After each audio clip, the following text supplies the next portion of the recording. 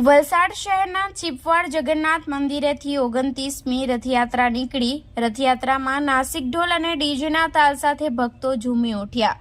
વલસાડ શહેરના મુખ્ય માર્ગો પર જય રણછોડ, માખણ ચોર, હાથી ઘોડા પાલખી, જય કનૈયા લાલકીના નારાથી વલસાડ શહેર ગુંજી ઉઠ્યું હતું। વલસાડ પોલીસના ચુસ્ત પોલીસ બંદોબસ્ત સાથે રથયાત્રાના રૂટ ઉપર ઠેર ઠેર ભક્તો દર્શન માટે ઊભા રહ્યા હતા।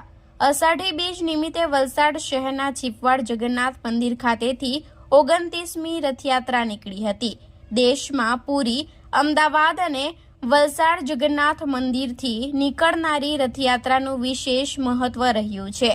અષાઢી બીજ સુધીમાં વાવણીલાયક વરસાદ થતાં ખેડૂતો આજથી ખેતીના કામમાં વ્યસ્ત થશે। ભગવાન જગન્નાથ દર વર્ષે અષાઢી બીજના દિવસે નગરચર્યા પર નીકળી શહેરના મુખ્ય માર્ગો ઉપર દર્શન આપવા નીકળે છે। દર વર્ષે શહેરના લોકો રથયાત્રાની આતુરતાપૂર્વક રાહ જોતા હોય છે। દર વર્ષની જેમ ચાલુ વર્ષે પણ ભગવાન જગન્નાથ મંદિરેથી રથયાત્રાનો પ્રારંભ અગ્રણીઓના હસ્તે કરવામાં આવ્યો હતો। રથયાત્રામાં સાંસદ ધવલ પટેલ, ધારાસભ્ય ભરતભાઈ પટેલ, શિવજી મહારાજ સહિત વલસાડના અગ્રણીઓ મોટી સંખ્યામાં ઉપસ્થિત રહ્યા હતા।